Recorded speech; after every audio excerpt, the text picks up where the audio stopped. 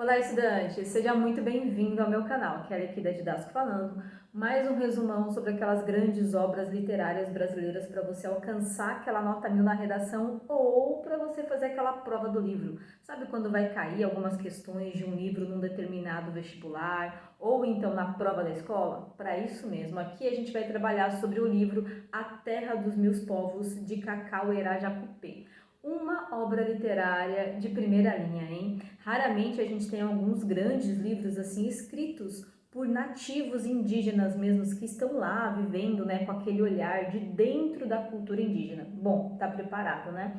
Papel e caneta na mão, cola o olho aqui, que a nossa aula vai começar.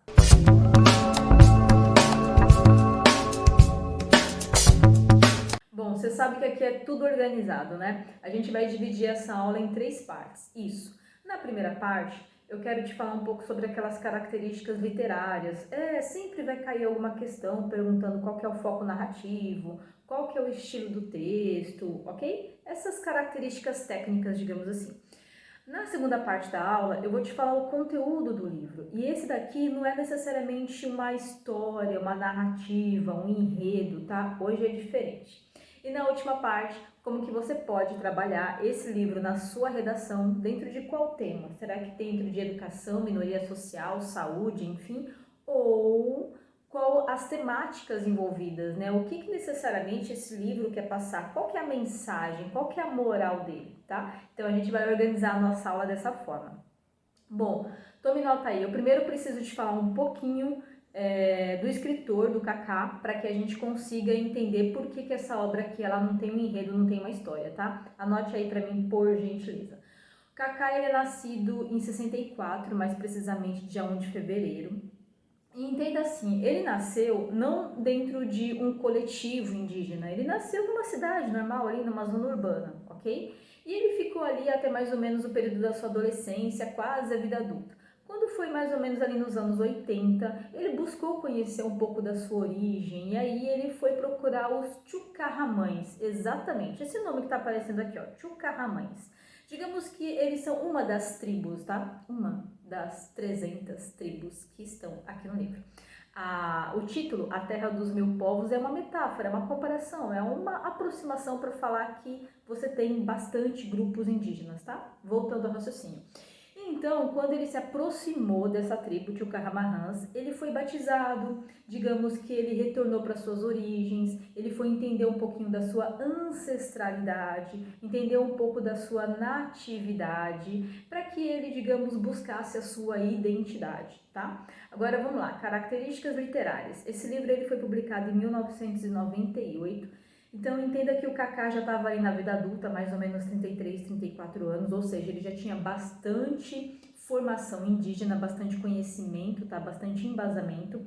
É classificado como uma literatura de informação, isso aí. Ou seja, nesse livro não tem um narrador, não tem um personagem específico, não tem uma história. O que a gente vai entender bastante aqui, digamos, se alimentar, conhecer bastante, é um pouco da cultura indígena, um pouco de como que isso se deu na ciência, como que isso se deu na cultura, como que isso se deu no desenvolver desses povos, no contato dele com esses europeus, tá bom? A maioria, né, das questões ali é em terceira pessoa e é considerado na literatura contemporânea, tá? A literatura contemporânea ali depois dos anos 60, 70 mais ou menos.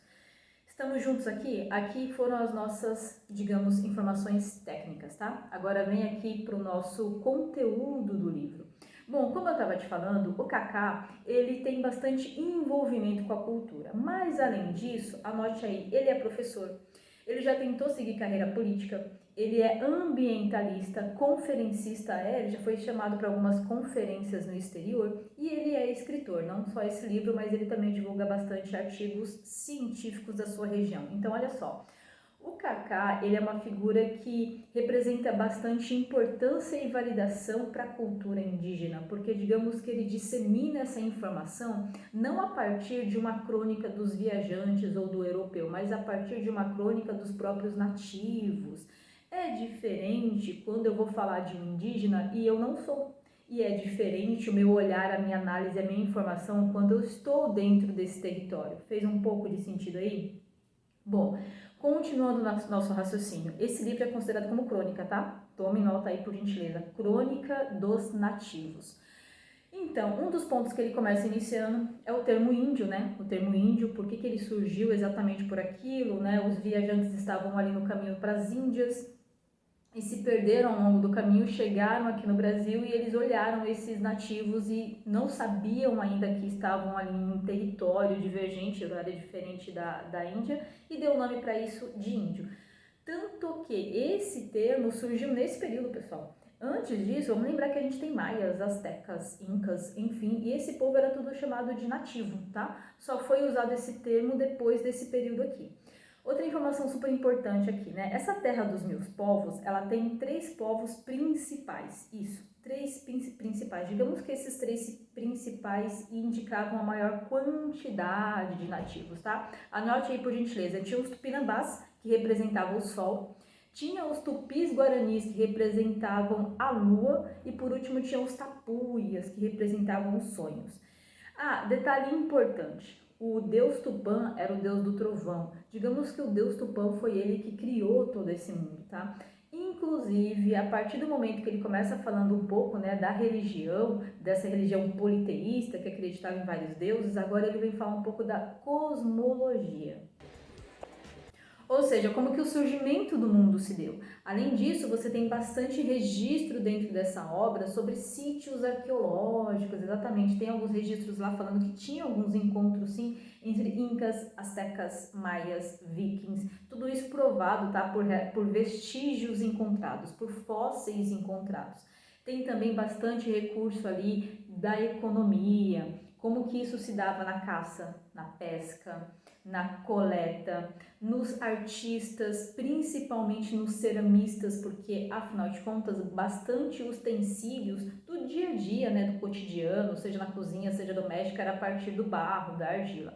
A gente tem bastante registro também como que funcionava a arte, a agricultura. Ele comenta que, inclusive, dá nome de povos, período no ano, regiões onde isso acontecia, como que era a agricultura, como que era a organização. Lembra que aqui a gente está falando de comuna, tá? Aqui não tem necessariamente uma divisão de terras, divisão de posses, não tem ali uma produtividade privada, né? Eles trabalham em comuna e isso tudo é dividido, digamos, com essas tribos que habitavam essa região. A gente tem bastante falando também sobre o povo de Tararé. Pessoal, olha só. É importante a gente entender que tinham várias tribos, mas ele vai citando ao longo do livro aquelas que contribuíram mais ao longo do tempo, aquelas que as tribos elas representavam em maior quantidade, que digamos a produtividade, a relação dessas tribos, o quanto que elas se relacionavam com as outras eram de mais importância do que algumas tribos pequenas, tá? Então anote aí o povo de Itararé. Ele fala desse povo como sendo um dos mais organizados desse período. Organizados. Não havia necessariamente uma ideia de hierarquia, tá, entre um povo e outro, e sim bastante coletividade. Mas por que esse povo aqui ele aparece com mais importância no livro? Por conta da sua organização na agricultura, o quanto que eles produziam, o quanto que eles, digamos, incluíam outras tribos pequenas dentro do seu coletivo, o quanto que eles contribuíram também com todos os fósseis ali naqueles sítios arqueológicos que foram descobertos. E indo um pouquinho mais para frente, um ponto super interessante que ele trata é sobre a invenção do tempo. A partir de quando que começou a se medir o tempo, como que eles trabalhavam com essa medição. Inclusive, essa foto que você está vendo aí, digamos, é um relógio que você consegue medir ali como que estão passando as horas com a posição do sol. Exatamente. Cada linha dessa que você verifica aí nessa imagem seriam as horas. E conforme o Sol vai se posicionando, alterando sua posição aí, digamos que essa sombra vai caminhando de hora em hora. Interessantíssimo, né? E isso daí é contribuição indígena. Eu vou fazer uma pausa aqui para fazer uma observação super importante, tá? A gente sabe que quando os europeus chegaram aqui no Brasil, a gente tinha em média 3 milhões de indígenas. Óbvio que esse número, pessoal, a gente sempre pensa assim, né? Alguns dados, quando se trata de pouco registro ou de 500 mil anos atrás, a gente sabe que esses dados são um pouco variados. Então, eu vou falar para você mais ou menos 3 milhões, tá? E ali por volta de 1900, 1920, a gente já estava com mais ou menos 300 milhões. Então a gente sabe que houve uma grande população que foi dizimada. O que é dizimada? Morta mesmo, né? Não houve ali, digamos, uma convivência harmoniosa, uma convivência saudável entre o nosso europeu e o nosso nativo. Então, o que o Kaká vem colocar aqui é bastante conhecimento que você, ao longo da leitura, momentos que eu estava ali lendo, é muito conhecimento que a gente não tem. Que a gente acredita que quando esse europeu chegava aqui era como se esse indígena ou como se esse Brasil fosse uma folha em branco e a história começou dali. E não é bem assim. O interessante dessa obra, de quando vem alguém, né, quando vem algum escritor que está dentro dessa cultura, é que ele traz bastante conteúdo, bastante conhecimento que até então é pouco dividido, distribuído, disseminado, entende? Esse é um dos pontos mais importantes do livro, quando ele fala dessa questão da invenção do tempo. Outra fonte muito importante aqui é quando ele fala dessa contribuição, da contribuição do indígena na cultura brasileira. E daí eu vou colocar alguns tópicos aqui super importantes, anote aí por gentileza, a questão da culinária, a questão da saúde. A gente sabe muito bem que quando a medicina ela começou avançando, ela começou com uma medicina, digamos que era mais natural, né, com a utilização de folhas, de frutos, de ervas medicinais, e tudo isso o nosso indígena já vinha utilizando. O que a gente estava falando, de repente, de Grécia, Roma, até mesmo antes de Cristo, com Hipócrates, que é conhecido como o pai da medicina, ele também vem colocando bastante registro aqui que os indígenas brasileiros aqui, nativos brasileiros, já faziam uso disso, né? E com suas próprias pesquisas, tá? Detalhe super importante. Então, vamos lá. Saúde, filosofia, ética, afinal de contas, embora eles não tinham ali uma ideia de propriedade privada ou de hierarquia entre uma tribo e outra, havia bastante normas, regimentos entre eles mesmo para que essa, digamos, essa convivência fosse o mais saudável possível. Sabia não? Falando um ponto dessa convivência, ó, ponto importantíssimo, tá? Isso a gente pode utilizar até dentro de redação sobre educação ou minoria social. Ele conta que, embora tinham vários povos diferentes, o conflito entre esses povos eram mínimos, E quando a gente está lendo o livro dele, a gente lembra de algumas regiões que tinham uma variedade muito grande de povos, assim como a África, né? A gente sabe muito que a África, antes da colonização dela, ela via com muito conflito entre povos, entre etnias diferentes. Digamos que essa relação harmoniosa entre esses povos, eles não era algo ali regido por alguma ética, por alguma moral, diferentemente do que ele coloca aqui, tá?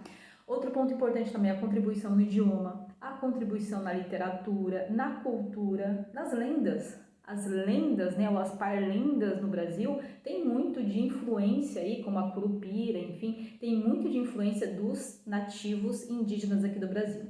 Outro ponto importante, tá? Ele vem falar bastante sobre essas lideranças, algumas lideranças ali, o quanto que essas lideranças contribuíram ali, digamos, para organização social. É como se a gente fosse falar de algum herói. A gente não tem o nosso herói aqui da independência, que seria o Joaquim José da Silva Xavier, né, o nosso Tiradentes. Ele vem falar do Aimberê, exatamente.